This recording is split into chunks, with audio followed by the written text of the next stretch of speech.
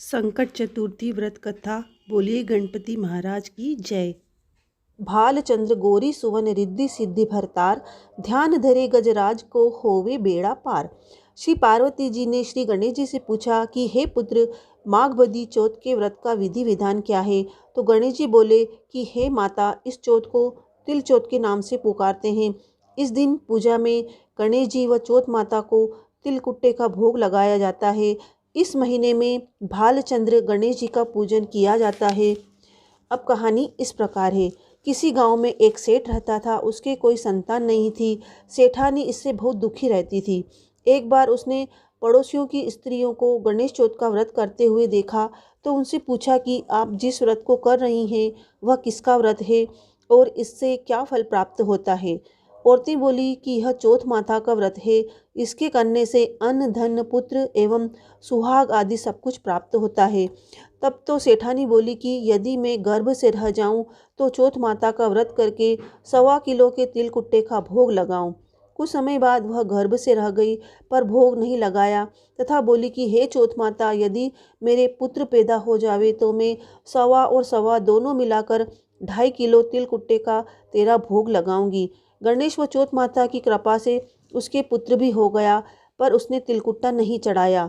जब उसका लड़का बड़ा हुआ तो सेठानी बोली कि हे चौथ माता, यदि इसका विवाह हो जावे तो मैं तेरे 5.25 किलो तिलकुट्टे का भोग लगाऊंगी।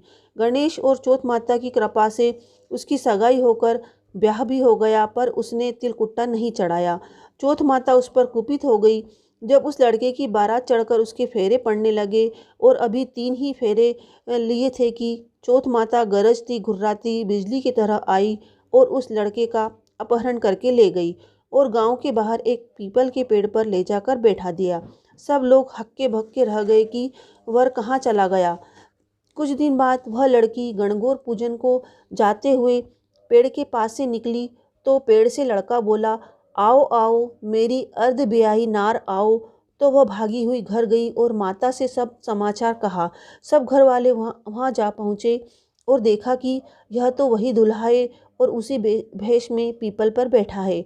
उससे पूछा कि तुम यहाँ क्यों बैठे हो। वह बोला कि मैं तो यहाँ चौथ माता के गिरवी पड़ा हूँ। मेरी माता से जाकर कहो कि वह बोले हुए सारे तिलकुट्टे चढ़ाकर मुझे छुड़ाकर ले आवे। जब लड़की की माँ ने लड़के की माँ के पास जाकर सारा हाल कहा तब तो दोनों ने 1.25 मन के तिलकुट्टे चढ़ाकर चौथ माता का व्रत व पूजन किया और क्षमा मांगी। चौथ माता ने फिर से बिजली के झपके की तरह उसे वहाँ से उठाकर फिर वहीं फेरों के स्थान पर लाकर बैठा दिया। वहाँ उसका चौथा फेरा होकर वर वधू सकुशल घर पहुँचे तथा चौथ माता की कृपा से सब तरह से अमन चैन हुआ। बोलो चौथ माता की जय। हे चौथ माता, जैसा उस लड़की को वर दिया और घर भर दिया वैसा सबको देना।